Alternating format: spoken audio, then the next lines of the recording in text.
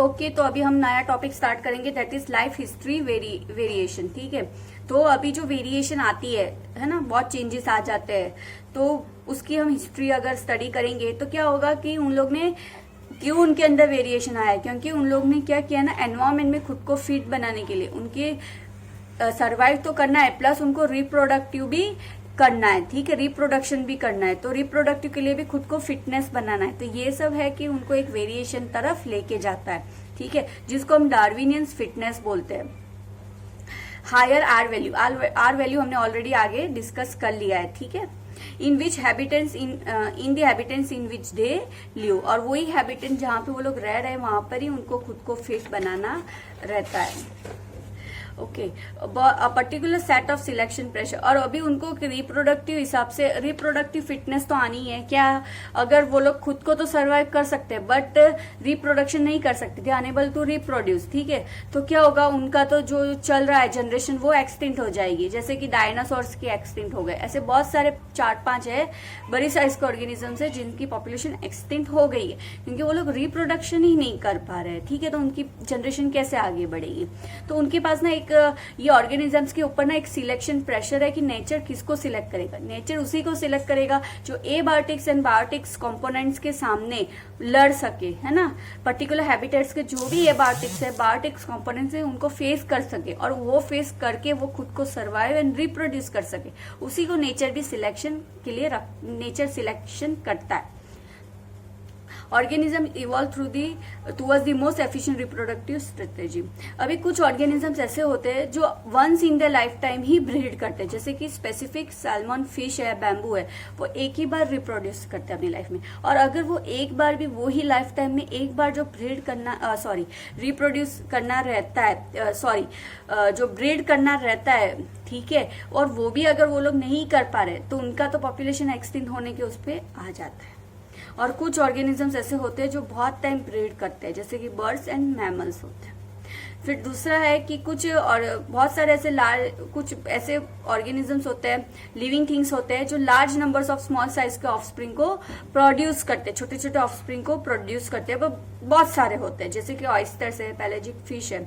और कुछ स्पीसीज, कुछ लिविंग थिंग्स ऐसे होते हैं जो कम नंबर प्रोड्यूस करते हैं बट लार्ज साइज के होते हैं, जिसमें हम लोग भी आ गए, है ना, मैमल्स आ गए, बर्ड्स आ गए।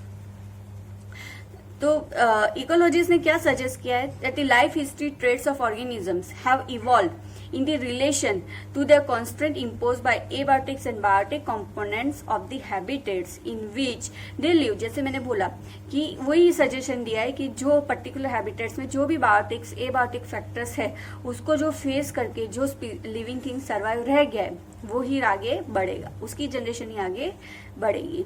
Evolution of life history traits in different species is currently an important area of research being conducted by the ecologist. तो ये जो इवोल्यूशन ऑफ लाइफ हिस्ट्री मतलब आगे की पूरी जनरेशन स्टडी की, जैसे कि हमको बोला गया ना, हम है, गोरिल्ला है, चिंपांजी है, हमारे एंसेस्टर्स सेम है, बिलोंग टू सेम एंसेस्टर्स होते हैं। बाद में वेरिएशन आते आते, इवोल्यूशन आते आते हम लोग अलग ग्रुप में डिवाइड हो गए। ठीक है, अभी नेक्स्ट टॉपिक है, दैट इज पॉपुलेशन इंटरेक्शन। ठीक है, can you think of any natural habitats on the earth that is inhabited just by single species. ये क्वेश्चन रहता है, तो ऐसा कुछ हैबिटेट्स नहीं होता है। ठीक है, such a situation is even inconceivable, possible ही नहीं है। For any species the minimum requirement is one more species on which it can feed.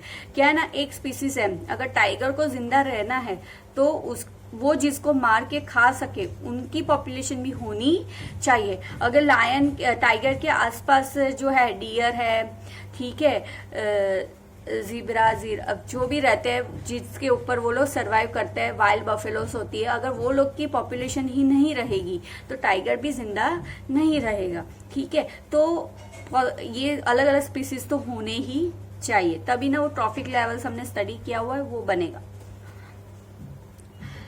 Even a plant species, plant में भी ऐसा होता है, which makes is own food can not survive alone. अपने आप, भले वो अपने आप अपना खाना बनाते हैं पर वो अकेला तो सर्वाइव नहीं करेगा। उसको क्या चाहिए ना, सॉइल माइक्रोब्स चाहिए, है ना।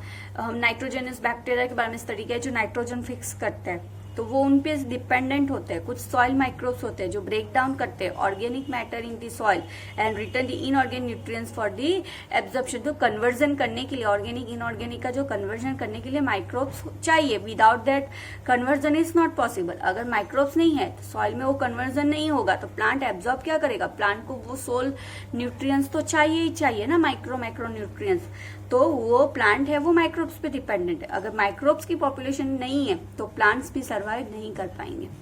And then how will the plant manage the pollination without an animal agent. और सेकंड चीज है कि पॉलिनेशन, पॉलिनेशन के लिए तो एनिमल एजेंट चाहिए ही चाहिए, है ना। तो पॉलिनेशन अच्छे से नहीं होगा तो उनकी पॉपुलेशन भी नहीं बढ़ेगी।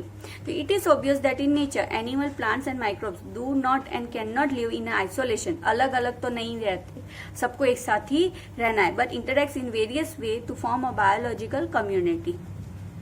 Even in the minimal communities many interactive linkage exist. अगर कम कम्युनिटीज है तो भी इंटरएक्टिव लिंकेज तो मिल ही जाएगी, although all may not be readily apparent. Okay, यहाँ तक खत्म हो।